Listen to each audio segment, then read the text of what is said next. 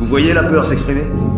Ce garçon a une peur mortelle de la vérité. Petit, ça me brise le cœur de te dire ça.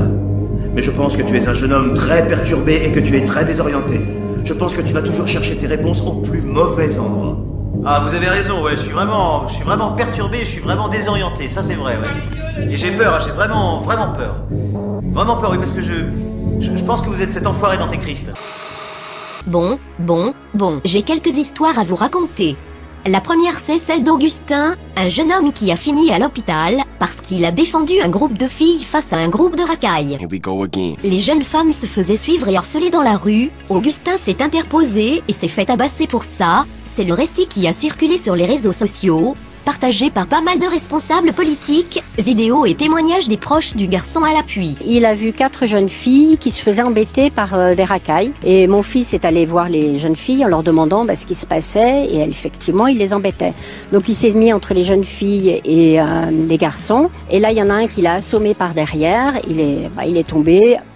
Alors il se souvient plus de tout, il a été roué de coups, il a la mâchoire cassée, des dents cassées. Quelques heures plus tard, de nouveaux éléments apparaissent, comme un tweet d'une des filles qui était là, et qui indique qu'elle et ses copines ne se faisaient pas vraiment agresser, et qu'Augustin n'a pas été lynché ni laissé pour mort. Les garçons sont venus nous accoster, en forçant mais sans ni être vulgaires, il n'y a pas eu d'insultes, il n'y a pas eu de manque de respect, ils ont juste un petit peu forcé parce qu'ils voulaient vraiment nos snaps, c'est tout. Nous on leur a dit non et c'est vrai que je pense qu'ils se sentaient un petit peu roulés d'être venus nous voir pour qu'au final on ne donne pas. On est quand même sur le cas d'une fille qui retweet des trucs disant qu'il ne faut pas confondre la drague de rue et le harcèlement de rue. Sinon on va déjà mal partir. Comme si elle voulait dire que ce soir-là, Augustin avait mal compris une situation qui ne dérangeait absolument pas les filles, alors que l'article de Check News qui a recueilli les propos de ces filles relate clairement qu'une bande de gars les a suivies, continuait d'insister malgré leur refus, c'est-à-dire du harcèlement de rue.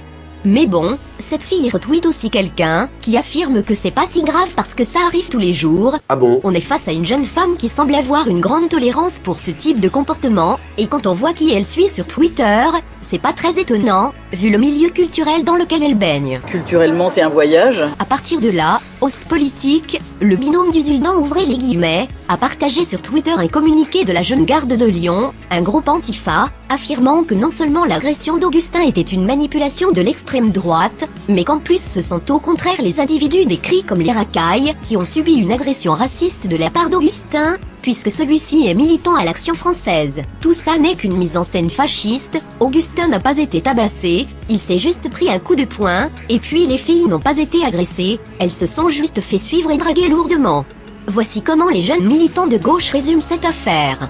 Je ne parlerai pas de la mauvaise foi intersidérale des groupes antifa, pour qui la mâchoire fracturée et les 21 jours d'ITT d'Augustin sont bien mérités, et qui se moquent de lui pour avoir perdu la bagarre. Bizarrement, il ne tenait pas ce discours quand Clément Méric a perdu une bagarre qu'il avait lui-même déclenchée, car les antifas c'est le genre de gars à te traiter de facho parce que tu fais du sport de combat, alors que quelques jours avant, ces mêmes antifas partageaient une photo de leur propre groupe en train de faire exactement la même chose. Qu'est-ce qu'ils sont cons! Ce qui est intéressant ici, ce n'est pas le parti pris idéologique d'Usul et de son ami Ostpolitique, qui est évident et n'a rien de nouveau, mais plutôt le fait que ce parti pris les amène à occulter totalement la situation initiale. Des filles étaient en train de se faire emmerder dans la rue, et Augustin s'est bien fait agresser par derrière alors qu'il prenait leur défense. Le témoignage de la jeune femme, qui affirme qu'Augustin n'a pas fini au sol inconscient, est tout à fait compréhensible, ça n'a rien d'une minimisation, elle tient surtout à préciser qu'elle et ses copines n'ont pas fui en le laissant pour mort. Ça a dit comme quoi on n'avait pas pris la défense, qu'on les avait laissés pour morts, alors qu'on s'est vraiment assuré qu'il allait bien, on l'a même remercié. Quant au fait qu'elles disent ne pas avoir vécu les premiers échanges comme une agression, passage dont les deux youtubeurs chouchous de Mediapart se servent pour dire qu'il n'y a pas eu d'agression du tout, pourrait être interprété d'une toute autre façon. On pourrait s'alarmer du fait que des jeunes femmes probablement nées au début des années 2000 se sont tellement habituées au harcèlement quotidien, aux remarques désobligeantes, au comportement toxique et ultra intrusif de cette jeunesse colorée, qu'elles ne considèrent même plus ça comme une agression, mais comme la normalité. Ce qui en dit long sur le recul de la qualité de vie des femmes dans les sociétés occidentales au contact de l'immigration africaine et nord-africaine en particulier.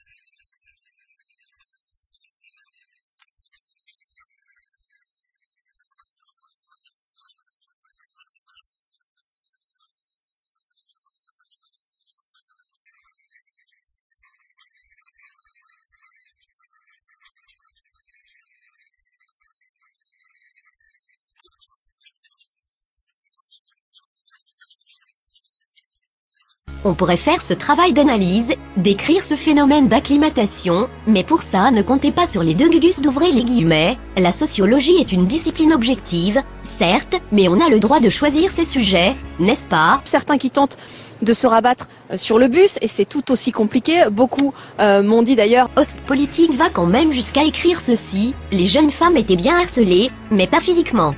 Ça veut dire quoi? Pas harcelées physiquement? C'était du harcèlement sur Internet? Se faire suivre dans la rue, c'est pas du harcèlement physique? Ostpolitique essaie de tordre la réalité pour minimiser ce qu'il s'est passé, exactement comme Usul l'avait fait sur l'affaire Mila. L'affaire Mila, c'est une gamine, elle est là et elle dit ouais, de toute façon, les musulmans, je vous mets un doigt dans le cul, je sais pas quoi. Elle dit alors, c'est pas raciste, hein. C'est pas raciste parce que l'islam c'est une religion, c'est pas une race. Donc c'est pas raciste, hein. Donc les musulmans, je vous emmerde. Le harcèlement en ligne, c'est d'une confondante banalité. Et elle a 16 ans, je sais, elle a 16 ans, mais c'est elle qui a voulu faire la maline, c'est pas moi. Et on a chauffé à blanc aussi, évidemment, des musulmans en les emmerdant toute l'année, évidemment qu'ils réagissent. Mila est une adepte du racisme anti-blanc, elle a un discours d'extrême droite. Mila, ça voulait dire comme Charlie, ça voulait dire tous ensemble contre les musulmans. Tu peux pas dire les marxistes, je leur chie à la gueule, et votre Marx, je lui pisse dessus, je lui mets un doigt dans le cul, et aller à la fête de l'UMA derrière. Tu vois, c'est pas possible. Tu choisis, tu te doutes bien que ça va avoir des répercussions. C'est une constante, à gauche, de prendre le parti des agresseurs plutôt que des femmes qu'ils ont agressées, comme l'illustre la deuxième petite histoire que je vais vous raconter. Une jeune fille de 17 ans d'origine bosniaque a été tondue par sa famille musulmane parce qu'elle fréquentait un jeune homme serbe de confession chrétienne. Son père, sa mère, son oncle et sa tante lui ont donc rasé la tête et l'ont frappé à de multiples reprises pour cette raison. Cette famille bosniaque arrivée sur le territoire français en 2017, et à qui le droit d'asile avait été définitivement refusé en décembre 2019, sera enfin expulsée suite à cette affaire.